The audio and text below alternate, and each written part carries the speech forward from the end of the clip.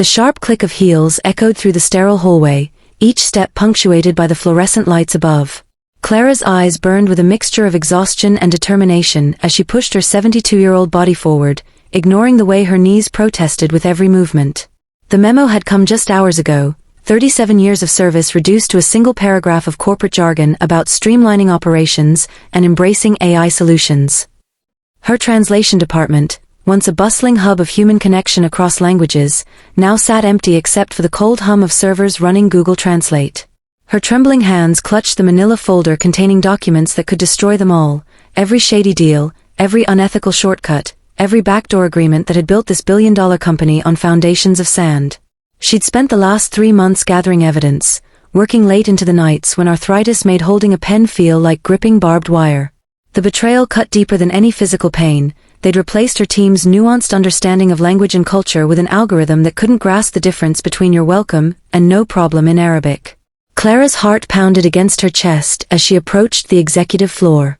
Through the glass walls, she could see them gathered in the conference room: Marcus, the ambitious 30-something who'd orchestrated her department's demise, Victoria from HR, who delivered the termination speech with rehearsed sympathy, and worst of all David, the CEO whose handshake had felt so genuine when he promised her job security just last year. They were laughing now, probably celebrating their cost-cutting victory over catered lunches. She remembered the day she'd started here, fresh out of graduate school with stars in her eyes and 4 languages under her belt. Back then, translating wasn't just about words, it was about building bridges between worlds, capturing the essence of meaning that no machine could ever replicate. She'd mentored dozens of young translators, helped seal international deals worth millions, and created systems that other companies had tried to copy. Now, her life's work had been reduced to a line item in a budget spreadsheet, deemed too expensive compared to a free online tool. The elevator doors opened with a soft ding, drawing looks from the executives. Clara straightened her posture, forcing herself to walk with the same confidence that had carried her through decades of boardroom battles. She could feel their eyes following her as she moved toward the conference room, the weight of their judgment pressing against her like a physical force. Some looked curious, others uncomfortable, but none met her gaze directly. Cowards, every last one of them. Her fingers tightened around the folder as she reached the conference room door. Inside, the air conditioning was set too low, making her rheumatism ache even more. But she didn't care about the physical discomfort. What consumed her was the mental anguish of being discarded after giving everything to this company. They'd taken her loyalty, her expertise, her very identity as a professional, and thrown it away like yesterday's newspaper. And for what? A few $1 million in savings? David stood up, his practiced smile faltering slightly at the intensity in Clara's eyes. "Clara, we weren't expecting you," he said, motioning for her to sit. But she remained standing, letting the silence stretch until it became uncomfortable. 37 years of institutional knowledge versus a few seconds of awkwardness, the scales seemed laughably unbalanced.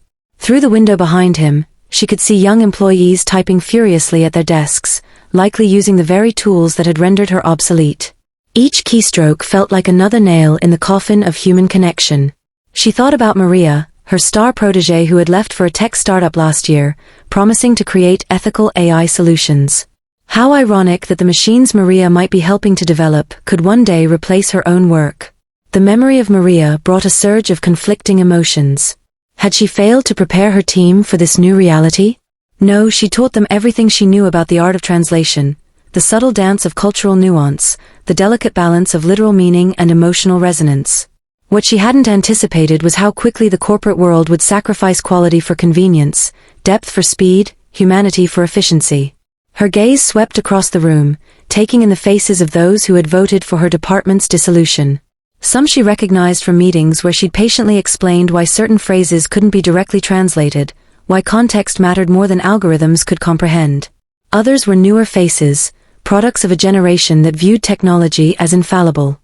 To them, she was probably just another outdated relic of a bygone era, like rotary phones or cassette tapes. But Clara knew better. She'd seen the emails, read the reports, witnessed firsthand how often Google Translate butchered important negotiations. Last month alone, it had mistranslated a critical phrase in a Japanese contract, nearly costing the company a major partnership. Yet instead of seeing this as proof of human necessity, management had doubled down on their decision to automate everything. Her thoughts turned to her late husband, Robert, who had always encouraged her to fight for what she believed in. "You have more fire in your belly than anyone I know," he used to say, his voice filled with pride. That fire still burned, though it was tempered now by wisdom and experience. She wasn't fighting just for herself anymore, she was fighting for every person who had poured their soul into work that machines now claimed to do better. The folder in her hands suddenly felt heavier, its contents representing not just her personal crusade but a larger battle between human intuition and artificial intelligence. Could she really bring down an entire corporation with these documents? More importantly, should she? The ethical implications swirled in her mind like a maelstrom of doubt and determination. Was revenge worth the potential chaos it might unleash? As she stood there, caught between past and present, tradition and progress, Clara realized this moment represented something far greater than her own career. It was about preserving the dignity of human effort in an increasingly automated world. The irony wasn't lost on her. After decades of embracing technology to enhance her work, she now found herself fighting against it. But this wasn't about rejecting progress, it was about demanding recognition for the irreplaceable value of human touch in communication. Her resolve hardened as she watched Marcus absently scroll through his phone, probably checking stock prices or sports scores. These people didn't understand what they were destroying in their quest for efficiency. They saw numbers on spreadsheets, quarterly profits, shareholder value. What they failed to grasp was the poetry of language, the symphony of cultures coming together through careful interpretation. Every word carried weight beyond its dictionary definition: context, history, emotion, intention. Machines could process data, but they couldn't process soul. The fluorescent lights flickered momentarily, casting brief shadows across the conference room walls. Clara took a deep breath, feeling the familiar pressure in her lungs that came with age and anxiety alike. She thought about the first time she'd stepped into this building, young and full of hope, believing she could change the world through language. Back then, the company had been different, smaller, more personal, driven by relationships rather than metrics. She remembered sitting in the old break room, sharing stories with colleagues from different departments, learning about their lives while teaching them basic phrases in French or Spanish. Those connections had meant everything to her. Through shared meals and coffee breaks, she'd helped engineers understand technical manuals in German, assisted marketing teams with culturally appropriate slogans for Latin American campaigns, and guided legal departments through the minefield of international contracts. Each interaction had been a thread in the tapestry of human experience, weaving together different backgrounds and perspectives into something greater than the sum of its parts. Now, those threads were being systematically unraveled by algorithms that couldn't appreciate the complexity of human communication. Her mind drifted to the countless times she'd mediated cultural misunderstandings that could have derailed important deals. There was the time she'd prevented a multimillion-dollar merger from falling apart by explaining the significance of gift-giving etiquette in Japanese business culture. Or the occasion when she'd helped navigate the delicate balance of hierarchy in Middle Eastern negotiations, ensuring both parties maintained face while reaching agreements. These moments hadn't just been about words, they'd been about understanding, respect, and building genuine connections. The folder in her hands contained more than just incriminating documents. It held memories of these experiences, testaments to the power of human interpretation. As she listened to the muted conversations around her, she noticed how everyone spoke in carefully crafted corporate jargon, avoiding anything that might reveal true feelings or vulnerabilities. The authentic connections she'd cherished throughout her career had been replaced by transactional relationships, measured in KPIs and ROI rather than mutual understanding and growth. Her thoughts turned to the younger employees she'd mentored over the years. Many had gone on to successful careers, carrying forward the lessons she taught them about the importance of cultural sensitivity and linguistic nuance. She wondered how many of them now found themselves struggling to compete with machines that offered instant translations but couldn't capture the essence of human experience. Were they feeling the same sense of displacement she felt now? Did they understand what they were losing in the rush toward efficiency? The irony struck her again. She'd spent her entire career embracing technology to enhance her work. From early computer-assisted translation tools to sophisticated terminology databases, she'd welcomed innovations that made her job easier and more accurate. But this was different. This wasn't about enhancing human capability, it was about replacing it entirely. The company had taken everything she'd helped build, the systems, the processes, the institutional knowledge, and decided it could all be distilled into lines of code. Her fingers traced the worn edges of the folder, feeling the texture of paper that had become almost obsolete in modern offices. In a world obsessed with digital efficiency, there was something profoundly human about holding physical evidence of wrongdoing. Each document represented hours of careful research, late-night investigations, and moral dilemmas she'd never imagined facing when she started her career. The weight of responsibility pressed heavily on her shoulders, but it was matched by an equally powerful sense of purpose. Through the glass walls, she watched as an intern approached a senior manager with a question about a translation project. Instead of engaging in conversation, the manager simply directed them to use an online tool. Clara felt a pang of sadness watching the exchange, not just for the lost opportunity to share knowledge, but for the erosion of mentorship and human connection in the workplace. Technology was supposed to augment our abilities, not replace the fundamental aspects of human interaction that made work meaningful. Her gaze fell upon the conference table, where decisions affecting thousands of lives were made daily.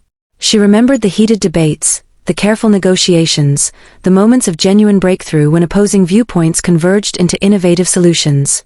Those discussions had been messy, unpredictable, sometimes frustrating, but always human. The current leadership seemed to prefer sanitized data points and algorithmic recommendations over the complex, beautiful messiness of human collaboration. As she stood there, caught between generations and technologies, Clara realized her struggle represented something far greater than personal vindication. It was about preserving the essence of what made work meaningful, the connections forged through shared challenges, the growth achieved through diverse perspectives, and the satisfaction of solving problems that required more than just processing power. The documents in her possession weren't just evidence of corporate malfeasance, they were symbols of a larger conflict between human dignity and technological determinism. The tension in the room thickened as Clara finally broke the silence. "You think replacing human translators with algorithms is progress?" she asked, her voice steady despite the storm of emotions raging inside her. "Let me show you what real progress looks like." She opened the folder, revealing not just financial records and incriminating emails, but photographs of her team working on projects that had changed lives, the medical translation that had facilitated a groundbreaking surgery in Africa, the peace negotiation where cultural nuances had been crucial to ending a decade-long conflict. David shifted uncomfortably in his seat, but Clara pressed on. "Remember the Chen acquisition last year? The one that netted us $28 million in partner investment." She pulled out a series of documents detailing the negotiations. Google Translate suggested, "We'll consider your offer," when the Chinese representatives actually said, "This is completely unacceptable." "It was my team who caught the mistake before it tanked the deal." Her voice gained strength with each word. That $28 million would have been someone else's if not for human understanding. Marcus attempted to interrupt, but Clara held up a hand, silencing him with the authority of decades of experience. "And let's talk about your precious efficiency. Last quarter alone, automated translations led to 5 major client complaints. The Saudi partnership? Nearly lost because your algorithm didn't understand that suggesting tea during Ramadan negotiations was culturally insensitive. My team caught that too." She spread out more papers across the table. Each of these represents a situation where human insight saved this company from disaster. Victoria tried to interject with a conciliatory tone, but Clara wasn't finished. "You measure success in quarterly earnings, but I measure it in lives touched. When Maria's mother needed medical treatment in Spain, who do you think ensured her records were accurately translated? When the Nigerian government needed help negotiating water rights, who provided the cultural context that made the agreement possible?" Her eyes scanned the room, meeting each gaze with unwavering intensity. These aren't just numbers on a balance sheet, these are human beings whose lives were improved by real understanding. The folder seemed to grow heavier with each revelation. "Your cost-cutting measures aren't just eliminating jobs, they're eroding trust. Clients are already questioning our reliability. Look at these emails from concerned partners." She placed several printouts on the table. "They're worried about confidentiality, about the nuances getting lost, about the impersonal nature of machine translation in sensitive situations. And they're right to be concerned." Her voice softened but carried even more weight. "I've watched this company grow from a small firm to an industry leader. We earned that position through human connection, through understanding that business isn't just about transactions, it's about relationships. You're trading that legacy for short-term savings and a false sense of technological superiority." She tapped the stack of documents. This isn't just about my department or my job. This is about maintaining the integrity of everything we've built. The room fell silent except for the hum of the air conditioning. Clara could see the unease spreading across their faces, not just guilt, but genuine concern. For the first time, they seemed to grasp the gravity of what they dismissed as mere operational changes. Every decision you make affects real people, she continued, her voice firm. Not just employees, but clients, partners, communities. You can't quantify that impact with metrics alone. David cleared his throat, but Clara anticipated his response. Don't tell me about market forces or shareholder expectations. I've heard it all before. What you're doing isn't just morally questionable, it's bad business. These documents prove that our human translators have consistently added value that machines can't replicate. Are you prepared to risk everything we've built on the assumption that algorithms know better than decades of experience? The sun began its descent outside the floor-to-ceiling windows, casting long shadows across the conference room. Clara felt the weight of the day pressing against her weary body, but her spirit remained unbroken. Through the glass walls, she could see employees packing up their desks, their faces illuminated by the glow of monitors displaying translation interfaces.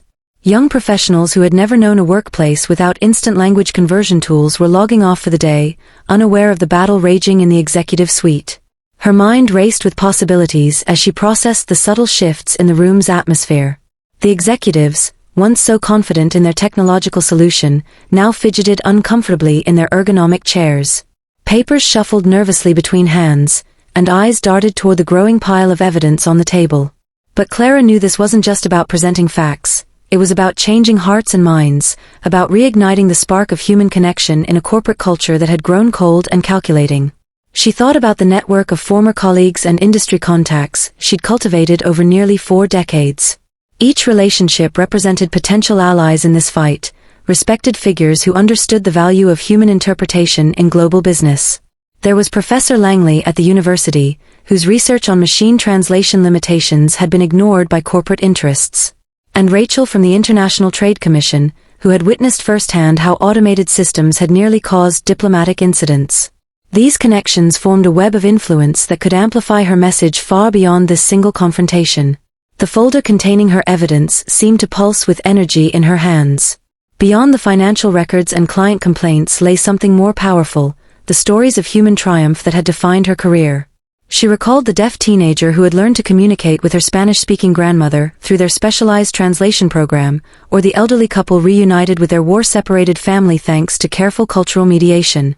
These narratives transcended business metrics. They represented the transformative power of human understanding in action.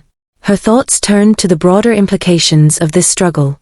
If she succeeded in reversing the company's decision, it wouldn't just save jobs, it would send a message to the entire industry about the enduring value of human expertise. In an era where efficiency often trumped empathy, where algorithms were given precedence over intuition, her fight represented a stand for the irreplaceable qualities that made human connection meaningful. The outcome would ripple through boardrooms and break rooms alike, challenging assumptions about progress and productivity. Yet Clara understood that true change wouldn't come from merely exposing wrongdoing or threatening exposure. She needed to demonstrate that human translation services could evolve alongside technology, not be replaced by it. Her mind worked through potential proposals, hybrid models that combined machine learning with human oversight, training programs that equipped linguists with technological skills, partnerships that leveraged the strengths of both human and artificial intelligence. The future wasn't about choosing between tradition and innovation, it was about finding synergy between them. As she watched the sunset paint the sky in fiery hues, Clara felt a surge of clarity. This wasn't just about revenge or vindication, it was about proving that progress could be measured in more than just financial terms. Every document, every story, every connection she had forged throughout her career had led to this moment, a chance to redefine what success meant in a rapidly changing world. The battle ahead would be difficult, requiring patience, strategy, and unwavering commitment, but she realized now that she wasn't fighting alone. Across industries and generations, others shared her vision of a future where technology enhanced human capability rather than replacing it. The room seemed to hold its breath as Clara gathered her thoughts, preparing to outline not just the consequences of their actions, but a path forward that honored both innovation and human dignity. The documents before her weren't weapons of destruction, but tools of transformation, evidence that could either tear down or build up, depending on how they were wielded. And for the first time since receiving that fateful memo, she felt not just anger or sadness, but hope. Hope that perhaps this crisis could become an opportunity to reshape an entire industry's approach to progress, to demonstrate that true advancement came not from replacing humans with machines, but from empowering humans to work alongside them in ways that elevated both. Clara's proposal for a hybrid model, combining human expertise with AI tools, resonated deeply. The executives, faced with undeniable evidence of the risks they'd ignored and inspired by her vision, agreed to reinstate the translation department, this time as a center for human-AI linguistic excellence. Clara became its director, mentoring a new generation while ensuring technology amplified rather than replaced human insight. Her victory wasn't just personal, it set an industry standard, proving that progress could honor both innovation and humanity. As she walked out of the conference room that evening, folder in hand, she felt the weight lift from her shoulders. The fire in her belly had sparked something greater, a legacy of balance, wisdom, and connection.